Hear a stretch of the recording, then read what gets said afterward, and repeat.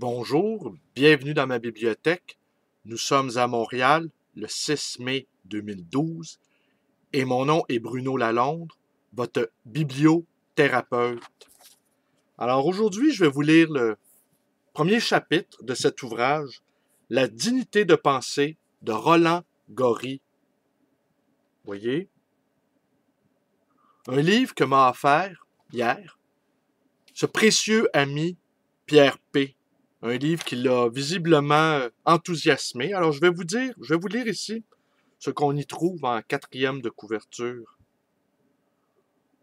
Au nom d'un rationalisme économique morbide, une nouvelle colonisation des esprits envahit la planète, avec ses agences d'évaluation et ses hommes de main.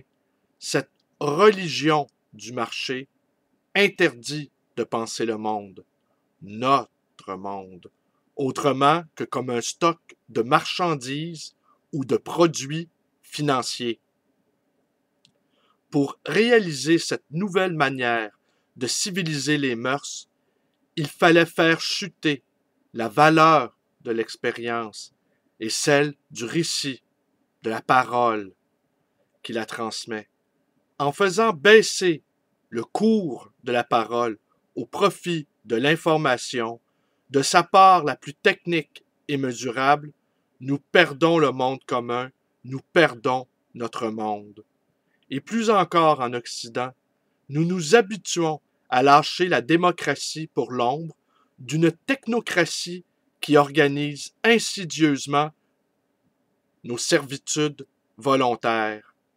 Cet ouvrage invite au retour du politique pour retrouver les conditions sociales et culturelles permettant de penser, de juger et de décider.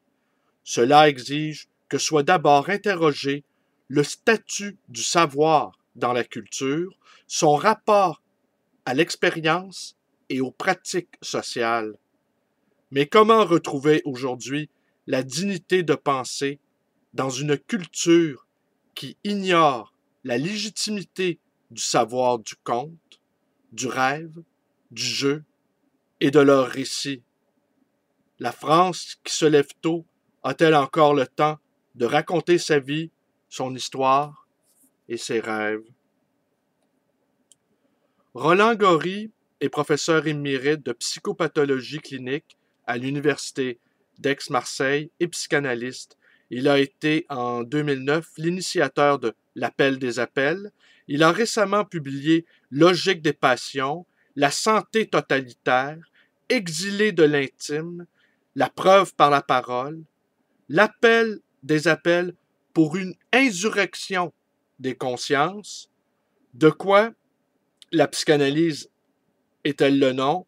Démocratie et subjectivité, la folie évaluation. Alors, ben voilà, tout un programme. Alors, je vais vous lire, est-ce que j'ai le temps de vous lire un seul chapitre?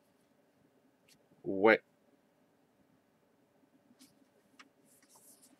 Aujourd'hui, où les nouvelles formes de censure sociale portent moins sur le contenu des discours que sur les conditions de leur production, opèrent principalement par les dispositifs formels qui les conditionnent, il importe de retrouver l'art de raconter nos expériences pour que les événements que nous vivons se transforment en histoires vécues et partagées.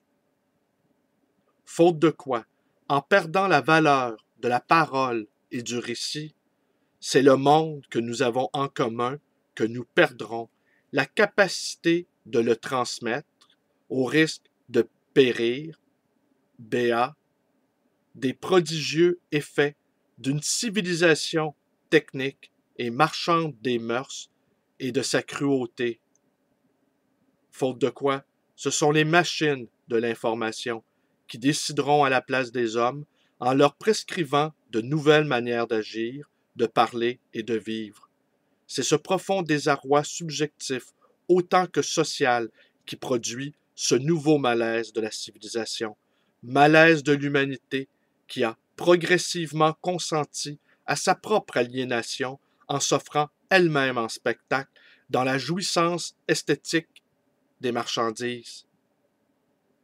Les formes du savoir sont indissociables des pratiques sociétales, de leur logique de domination symbolique et culturelle, des luttes sociales produites par les conditions matérielles des existences. Les luttes politiques et sociales passent aussi par la culture, par les genres de savoir, les styles de discours qu'exigent les formes de pouvoir, comme en psychiatrie par exemple. C'est sur la scène des langages plus ou moins infectés par la religion du marché que se développent aujourd'hui les luttes pour l'hégémonie culturelle, instaurant de nouvelles hiérarchies de valeurs et de nouvelles manières de civiliser les individus et de fabriquer des subjectivités. Le système numérique et technique rend toujours plus précis et frustre les gestes et les relations de nos existences quotidiennes. Mais les hommes aussi deviennent toujours plus précis et frustres, puisque sont retirés à leurs actes et à leurs pensées toute circonspection et tout raffinement, disait Adorno. La colonisation des esprits par la nouvelle religion à prétention universelle, celle des marchés financiers, de ses valeurs et de ses rituels techniques d'évaluation, provoque des désirs d'indépendance. Mais cette guerre pacifique d'indépendance est d'autant plus difficile à mener que l'identification de l'adversaire est malaisée. L'adversaire aujourd'hui se révèle inconsistant, fluide, à l'image des capitaux qui donnent à toute chose leur mesure de monnaie virtuelle.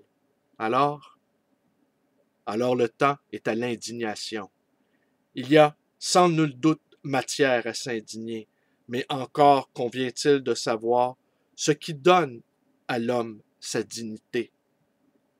La thèse du présent ouvrage est que la dignité provient de la pensée, de la capacité de penser. Cette capacité de penser est subordonnée à la parole sans laquelle il n'y a pas davantage de singularité que de démocratie.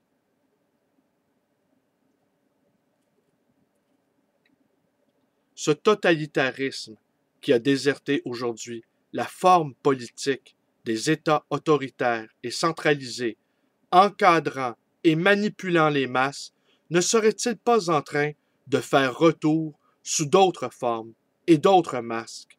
Si tel est le cas, nous serions face à un oxymore, à une association de termes contradictoires. Bref, nous serions en présence de démocratie totalitaire.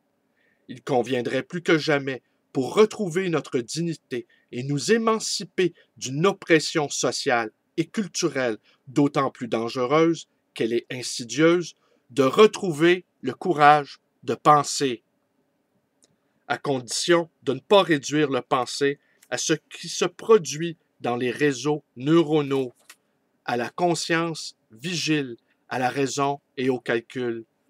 Ce qui s'appelle penser guide, oriente et détermine les mains du potier qui donne une forme au vide, le geste imprévu du chirurgien de génie qui sauve une vie en s'écartant des protocoles, le souffle de l'écriture qui donne une présence au souvenir des vies que l'on n'a pas vécues, les pas du danseur qui écrit son désir sur l'écran du néant, les chuchotements de la peau des rencontres amoureuses qui donnent chair à la parole, le geste de l'enfant qui tente désespérément d'attraper la lune, celle du peintre qui fait de son art une chose mentale, les mots qui disent ce savoir que nous ignorons et dont nous sommes les porte-paroles, ce qui donne aux rêves leur matière et leur métamorphose permettant de réécrire les événements du jour et d'anticiper ceux du lendemain, la grammaire des pulsions.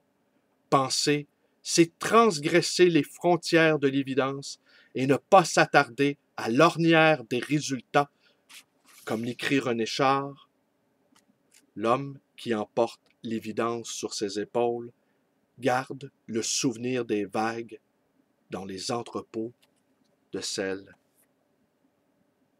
Alors, ça promet d'être un sacré bon livre. Roland Gori, La dignité de penser. J'ai une petite conclusion rapide. Hier, à ma librairie, un intellectuel de renom se disait profondément déprimé par la conjoncture actuelle. Se désolait que pratiquement aucun intellectuel ne s'était impliqué aux côtés des étudiants, qu'ils préféraient cuver leur vin dans les chalets des cantons de l'Est. Éternelle trahison des clercs. On n'est pas platonicien impunément. Qui enseigne la métaphysique reste cloîtré dans un univers d'idées pures. Cet intellectuel qui arborait le carré rouge, j'ai tenté de l'encourager. De toute nécessité, nous nous devons de créer une diététique de l'insurgé.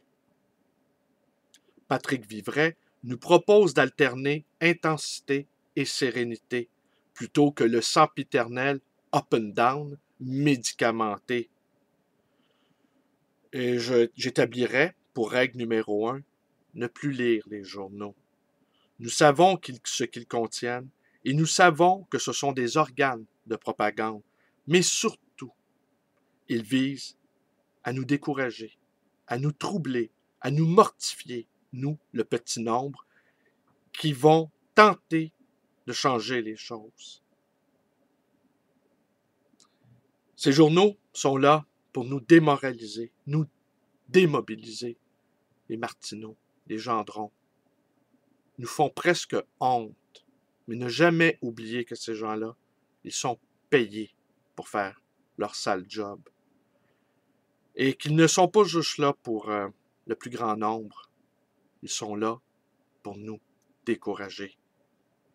En nous donnant l'impression que ce sont eux qui mènent la danse. Que ce sont eux qu'on écoute. Alors voilà. Alors je vous remercie d'être avec moi. Mes vidéos vous plaisent, vous pouvez vous abonner à ma chaîne YouTube B. Lalonde-Sang. Vous pouvez également devenir un camarade Facebook en vous joignant à ma page. Vous pouvez me téléphoner à ma librairie 514-736-0999 et vous pouvez également me rendre visite à la librairie d'occasion, le livre voyageur. Il y a beaucoup de conversations, il y a beaucoup d'intellectuels. On organise à l'impromptu des conversations à bâtons rompus sur toutes sortes de sujets. C'est assez intéressant ce qui se passe là. Je suis bien content et visiblement, vous êtes contents aussi, ceux qui viennent. Alors, passez une bonne journée. Merci.